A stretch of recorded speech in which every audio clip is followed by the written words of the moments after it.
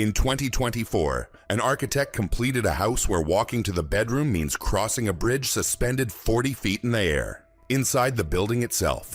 Not outside, not on a balcony. Inside. 40 feet of open air beneath your feet. A living room visible below like a canyon floor. And nothing between you and it except air. The architect who designed that bridge, South African master Francois Marais, was asked what he considered the most impressive feature of the property. His answer was not the bridge. It was the moment a person steps off it and realizes the entire building was designed around that single sensation of controlled weightlessness. That is where this list begins. And it only gets harder to believe from here. South African architect Francois Marais built the Johannesburg Bridge House as a series of full-scale interior sky bridges spanning open voids that rise 30 to 40 feet from floor to ceiling inside a single structure. Walking from one wing to another means crossing suspended corridors with entire rooms visible far below your feet. Living inside this house does not feel like living inside a building. It feels like traversing a private city that someone decided to enclose under one roof.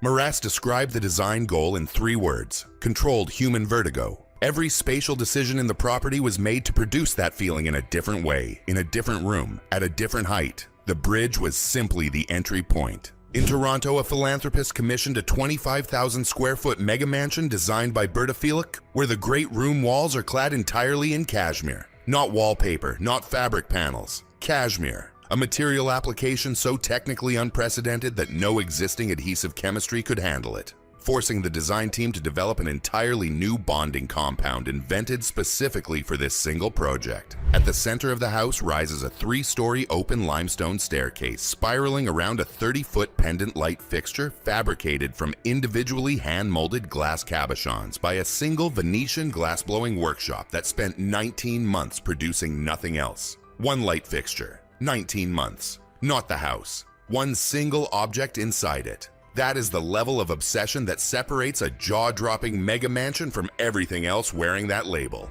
In Bel Air, Los Angeles, architect Scott Mitchell spent a full decade building a 22,000 square foot mega mansion on Stradella Road. Not because the budget ran out, because cutting a terraced estate into a dramatically sloped hillside required custom engineering solutions at every single level that simply could not be rushed without destroying what made the property extraordinary. A vertical water feature cascades the full height of the entrance walkway before guests reach the front door. The living room features a full retractable glass wall that disappears entirely into the structure. And when it does, the boundary between the interior and the panoramic Los Angeles cityscape ceases to exist. You are no longer inside a room looking at a view. You are standing inside the city itself. The primary suite occupies an entire private floor, where morning light arrives over the full expanse of the city basin below.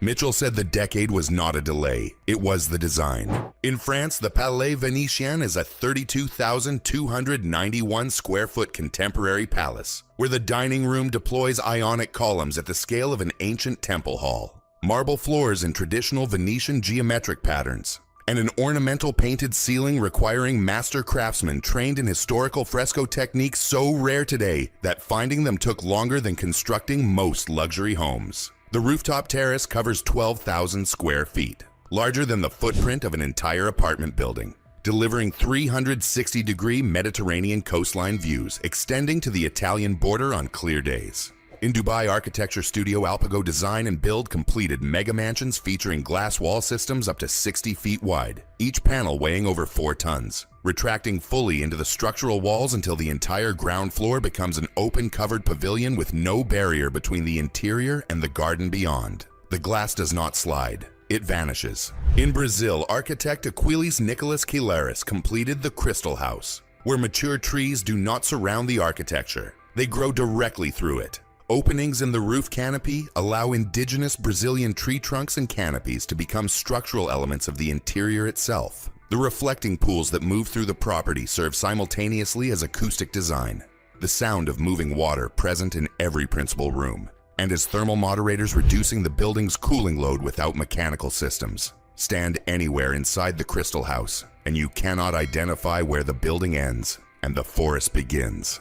That boundary was the first thing Quilaris removed from the drawings. The house does not sit on its landscape, it grows from it. Every person who has ever stood inside a space and felt it do something to their body that no photograph prepared them for understands what these architects are building toward. Not square footage, not price. The sensation of a space behaving in a way that contradicts everything the human nervous system has learned to expect from an enclosed room. Moraes called it controlled weightlessness. Kilaris called it the elimination of boundary. Mitchell called it patience made physical. Different architects, different continents, different materials, the same refusal, absolute and non-negotiable, to accept what has been done before. What separates every property on this list from every other expensive house on Earth is the convergence of structural audacity that treats gravity as negotiable, material obsession that invents new chemistry when existing chemistry is insufficient, construction timelines measured in decades rather than months because every surface is finished entirely by hand, and a spatial generosity that makes every doorway an architectural event and every threshold a moment of genuine revelation.